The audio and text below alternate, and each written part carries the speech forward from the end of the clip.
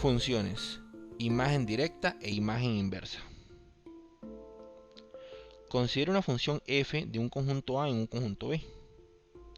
Y consideremos E un subconjunto del conjunto A.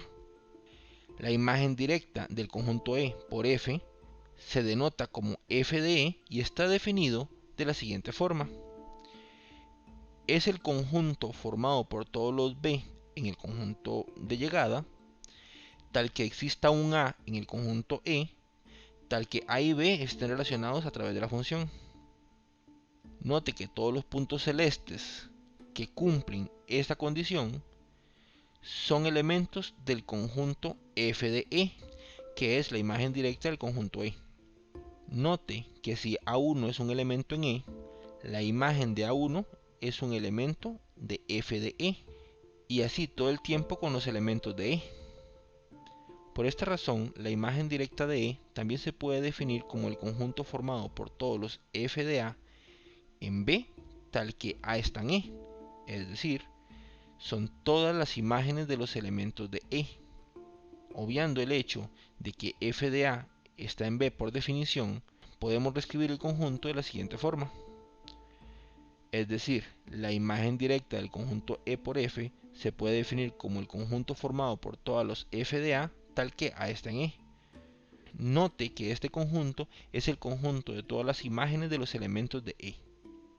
Por otro lado, si consideramos una función f de A en B y consideramos ahora un conjunto f subconjunto de B, se define la imagen inversa del conjunto f mayúscula a través de la función f como el conjunto denotado f a la menos 1 de f, y se define como el conjunto de todos los A en A, tal que exista un B en F, tal que A esté relacionado con B a través de la función. La imagen inversa del conjunto f está dado por todos los valores en A que cumplan esa condición. Note que este conjunto también puede ser reescrito de la siguiente manera: el conjunto de todos los A en A, tal que f de A está en F. Es decir, la imagen inversa del conjunto f es el conjunto de todas las preimágenes de los elementos de f. Dado un A en la imagen inversa de f, su imagen tiene que estar en F. Así, obviando el hecho de que A está en A, podríamos reescribir este conjunto como el conjunto de todos los A, tal que la imagen de este A está en el conjunto F. De esta manera, estas definiciones que están señaladas son más fáciles y más simples de recordar. Veamos un ejemplo. Consideremos esta función. Determine la imagen directa del conjunto E, donde E es el conjunto formado por 1, 3 y 5. Note que nuestro conjunto es el siguiente. La imagen directa de este conjunto se define como el conjunto formado por todos los f de A, tal que A esté en el conjunto formado por el 1, el 3 y el 5. Esto es igual al conjunto formado por las imágenes del 1, el 3 y el 5. De esta manera, donde f de 1 es x, f de 3 es y f de 5 es d. Finalmente podemos decir que la imagen directa del conjunto E es igual al conjunto formado por x, y y d. Ahora analicemos el siguiente caso.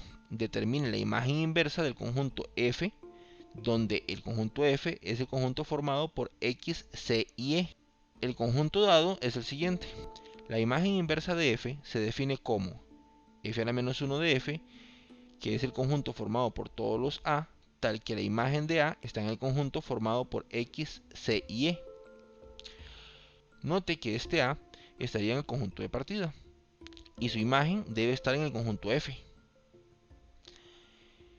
Preguntémonos cuáles son las preimágenes de los elementos de F. La preimagen de X estaría dado por el 1. Sin embargo, para C tenemos dos preimágenes, el 2 y el 4. Y finalmente, E no tiene preimágenes. Por lo tanto, el conjunto formado por todas las preimágenes de los elementos del conjunto F sería el conjunto que contiene al 1, al 2 y al 4. Finalmente podemos indicar que la imagen inversa del conjunto F es el conjunto que contiene al 1, al 2 y al 4. Finalmente consideremos el siguiente caso. Determine la imagen inversa del conjunto H, donde H es el conjunto formado por E y K. Este conjunto es el siguiente. Para calcular la imagen inversa, que estaría dado por el conjunto de todos los A, tal que f de A está en el conjunto que contiene a E y a K, estaríamos preguntando el conjunto de todas las preimágenes de los elementos E y K. En este caso, E y K no tienen preimágenes, por lo tanto, vamos a abrir llaves, colocar todas las preimágenes de los elementos E y K, en este caso no se colocaría ninguna, dado que no existen, y finalmente cerramos llaves. Note que este conjunto es el conjunto vacío, con lo cual podemos concluir que la imagen inversa del conjunto H es el conjunto vacío, el cual podemos reescribir también de la siguiente manera. Note que la imagen inversa de un conjunto siempre existe. En el caso que los elementos del conjunto dado no tengan preimágenes, la imagen inversa del conjunto sería vacío. Esta notación f a la menos 1 de h no denota función inversa, sino imagen inversa, y la imagen inversa siempre va a existir, siendo esta vacío cuando los elementos del conjunto no tienen preimágenes. Y con esto finalizamos nuestro video.